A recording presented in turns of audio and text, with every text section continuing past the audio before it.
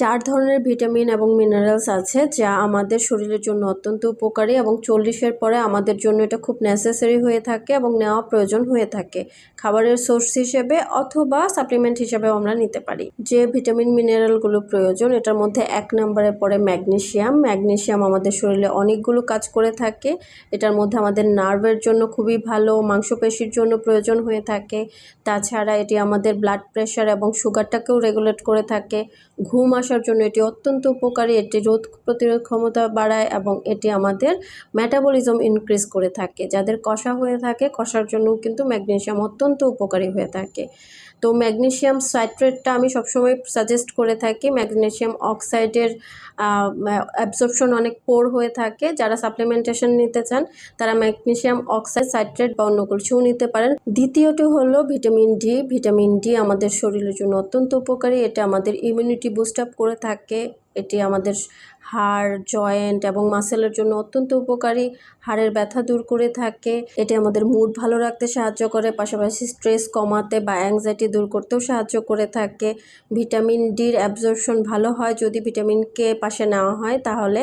তো আপনারা চাইলে যদি খাবার থেকে নিতে চান তাহলে অবশ্যই খাবার থেকে ভিটামিন ডি নিতে পারছেন বা রোদে দাঁড়িয়ে নিতে পারছেন। রোদ থেকে ন্যূনতম 80% পর্যন্ত ভিটামিন ডি পূরণ করা সম্ভব হয়ে থাকে।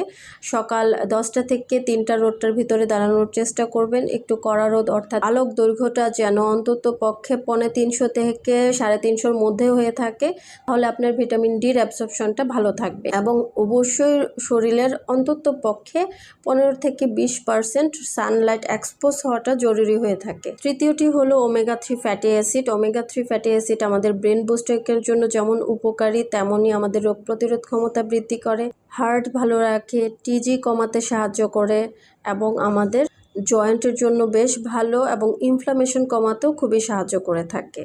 ওমেগা 3 আপনারা খাবার থেকে নিতে পারছেন। ওমেগা 3 সামুদ্রিক মাছ, ফ্যাটি ফিশ বা বীজ জাতীয় খাবার থেকে আমরা পেয়ে যাই। এটার মধ্যে সামুদ্রিক মাছ থেকে আমরা ভালো পাই, অথবা আমাদের দেশীয় কিছু মাছ আছে যেমন কই, ইলিশ, মলা, চাপিলা, এগুলো থেকে ভালো পাওয়া যায়।